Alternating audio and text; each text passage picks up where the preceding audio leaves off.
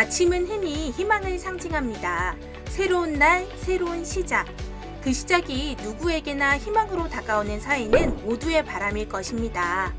그러기 위해서 필요한 것은 디딤돌이자 버팀목이 되어줄 사회구조와 정책이 아닐까요?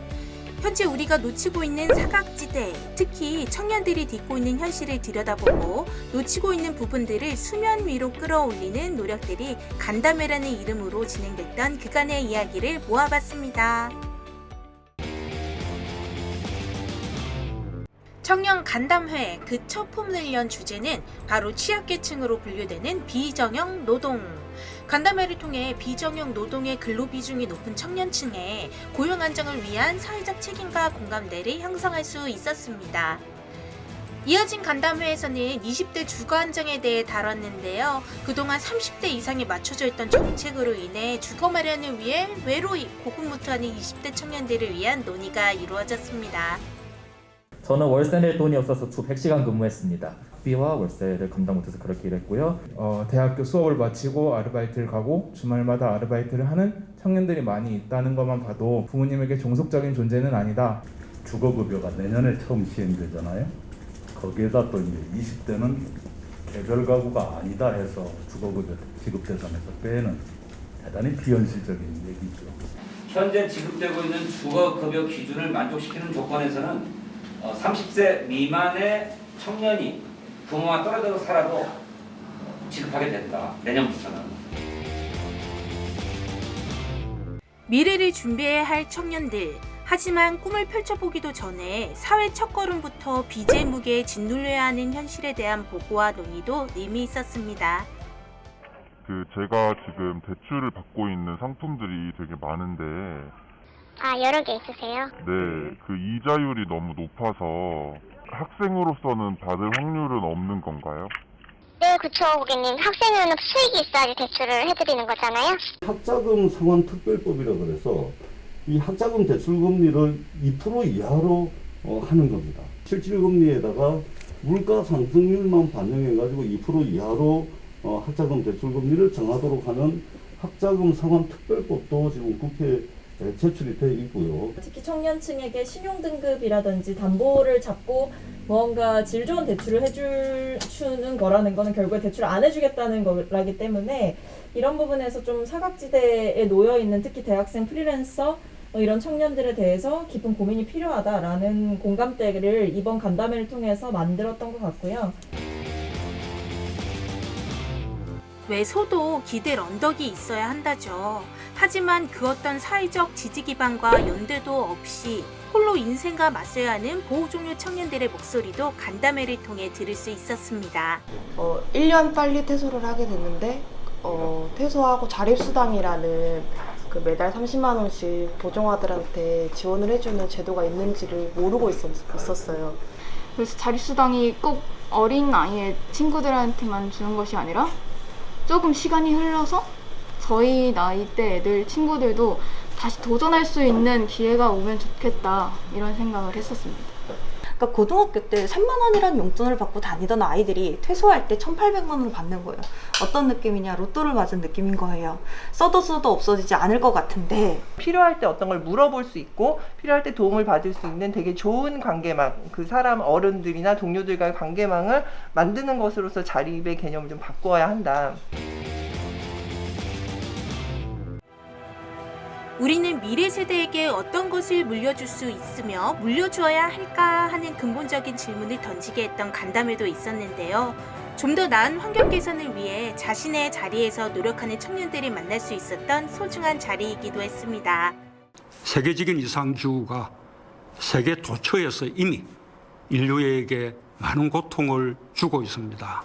제발 가까운 데에 재생에너지가 있으면 좋겠어요. 그래서 청년들이 또는 시민들이 환경과 관련된 활동을 더 마음의 부채의식 없이 마음껏 했으면 좋겠어요. 이 소위 그 그린 뉴딜 펀드라고 하는 영역이 청년들의 자산 형성하고 좀 결이 닿아 있게 된다면 청년들도 기후위기를 해결하는 정부의 정책에 조금 더 긍정적으로 반응하지 않을까. 내가 재생에너지 전기를 선택하고 그리고 그거를 누구나 다 그거를 선택해서 생산하고 누구나 그거를 다 판매할 수 있는 그러면 정부는 뭘 해야 되냐? 그런 재생에너지 전기끼리 다 연결시켜주는 역할. 그게 저는 개통이라고 생각하고 그게 정부의 역할이고 그 산업혁명 이후의 새로운 문명의 주인공이 대한민국이 될 수도 있어요. 여러분들이 그 주인공이 될 수 있는 거죠. 경제 양극화를 극복하려는 정책 또한 미래를 주도해 나갈 청년들이 꼭 짚어야 할 이슈. 미래 산업의 지도를 좌우할 것으로 예상되는 블록체인 기반의 프로토콜 경제에 대한 간담회는 유의미한 논의와 제안이 활발하게 오갔던 자리였습니다. 그동안 플랫폼 경제 굉장히 편리하고 또 온라인을 이용해서 많은 변화를 가져왔습니다. 그런데 이 플랫폼 경제가 갖게 되는 폐해, 즉 독점화, 그리고 강한 자만 살아남는다는 이러한 양극화 때문에 이제는 플랫폼 경제도 수정 플랫폼 경제가 필요하다. 그래서 우리는 그것을 프로토콜 경제라고 지칭합니다. 일부의 영역을 프로토콜화시키고 커뮤니티가 거버넌스에도 참여하게 만들고 그런 과정을 돕는 사람들에게 일부 영역을 프로토콜화시킬 때 지금의 주식회사가 가지고 있는 많은 한계점들을 극복할 수 있는 새로운 형태의 수정 자본주의 조직이 탄생할 수 있을 것이다. 자, 플랫폼이 있습니다. 플랫폼이 있고 이 플랫폼을 이용해서 수익을 창출하려는 플랫폼 이용자가 있습니다. 이들은 자신의 컨텐츠를 플랫폼에 제공합니다. 음식과 같은 걸. 왜냐면은 바로 이들이 플랫폼에 컨텐츠를 제공하는 당사자들이기 때문이죠. 라이더 없이 플랫폼은 커질 수가 없고 음식점 없이 배민은 성장할 수 없고 유튜브 크리에이터 없이 유튜브가 커질 수가 없습니다. 그러니까 이 커진 기업 가치를 모두가 다 같이 공유를 하자는 것입니다.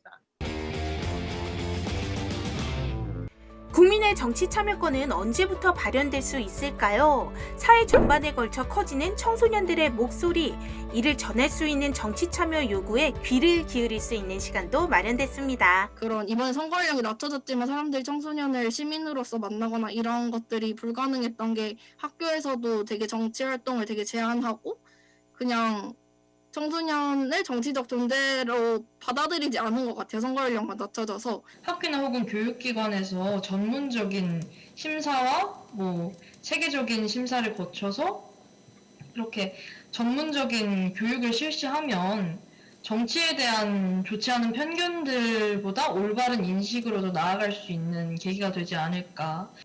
안타깝게도 어찌되건 지금 정당의 당원이 될 수가 없어서 당의 위원장이 비상설위원장이라면 당직자거든요, 정무직.